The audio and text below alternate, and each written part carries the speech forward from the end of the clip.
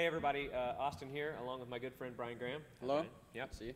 Bryan is a guitar player that's been playing with me for a lot of years, and he's really great. And he's already got a module available for you on the worshipcatalyst.com website. And we're just going to add to that a little bit today by giving you a little lesson on some other guitar techniques you can use that Bryan's going to teach us through. So Bryan, hit it, man. Okay.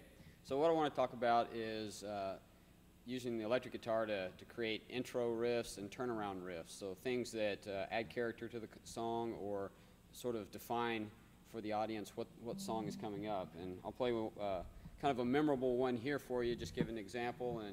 And Austin, you tell me the first thing that comes to your mind here. All right.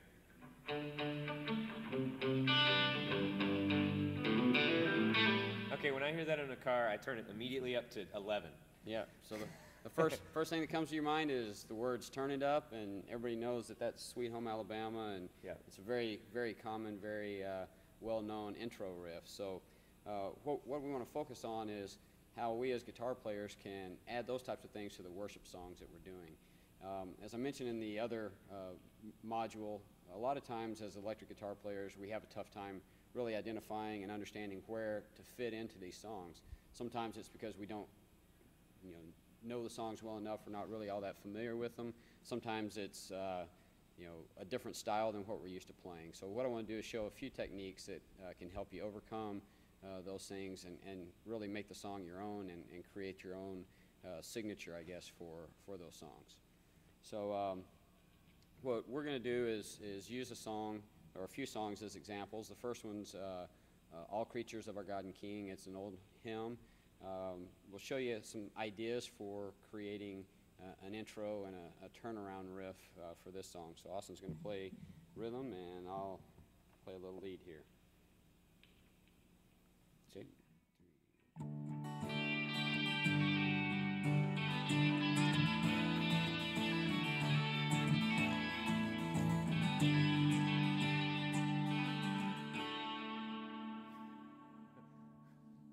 So that's kind of off the top of my head, not really thinking too much about what I'm going to be playing next, whatever comes out. And sometimes that's ugly. Sometimes it's ugly. Sometimes it's ugly, and if you listen to that again, you'll go, that really was kind of ugly.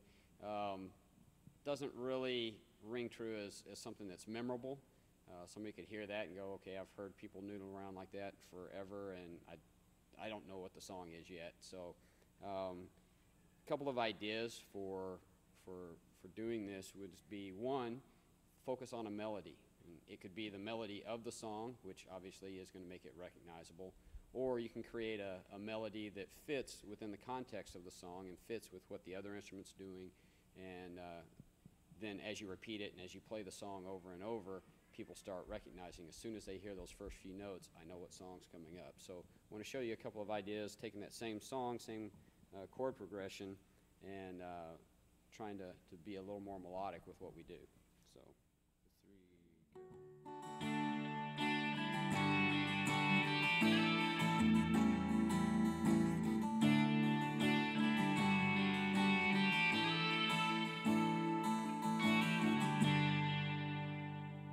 Okay, so that's real simple, not much to it, but it helps the congregation know what song's coming up.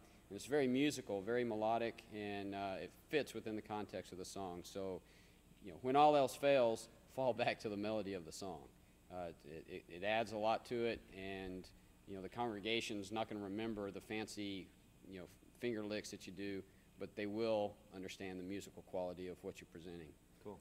So another idea, and this is actually the way we used to do it when we played together and actually recorded it this way, more of an extended melody. It starts off within the context of the vocal chorus, but then it expands from there. 2, 3.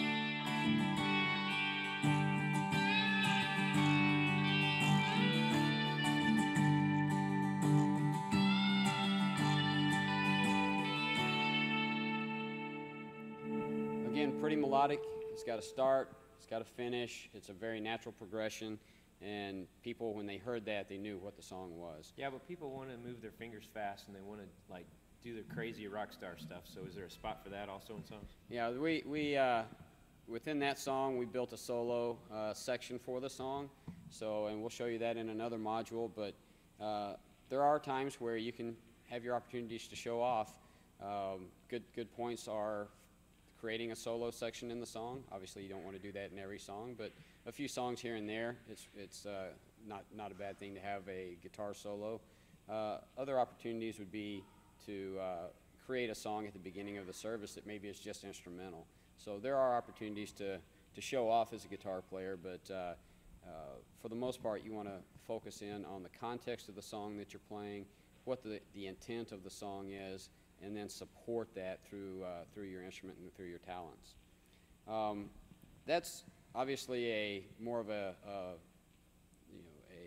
softer, slower song, and I wanted to show you some examples of what you might do with something a little more upbeat.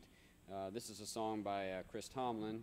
It's Your Grace Is Enough, and it's focused around droning the G string. So I'm just playing the open G string over and over.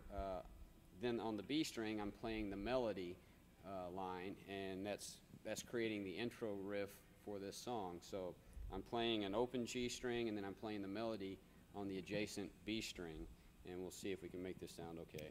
2, 3.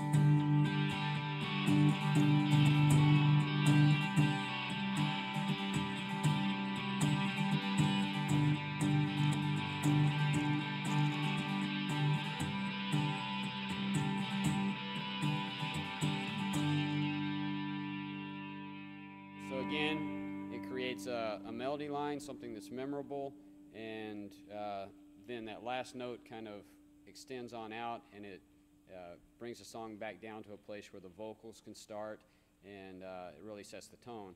Again, that's something that can be played at the opening of the song, and then in between a chorus and coming back into the verse, it's a great opportunity to create that turnaround musical interlude.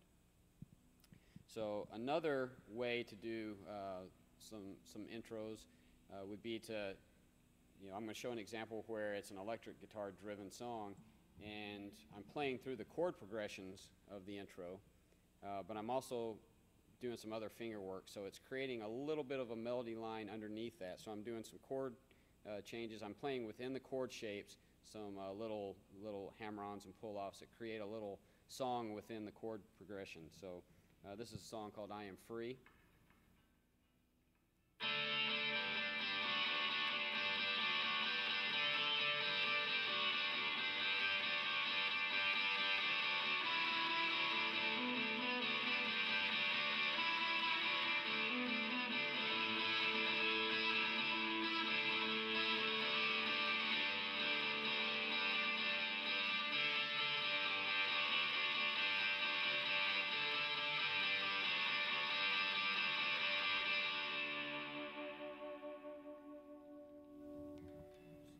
So again, in that example, something that when people start hearing it, they know exactly what's coming their way, and it starts building some excitement and getting them ready to participate in singing the songs. Great. That's a great module. Cool. All right. Check back. We'll have some more stuff. Thanks.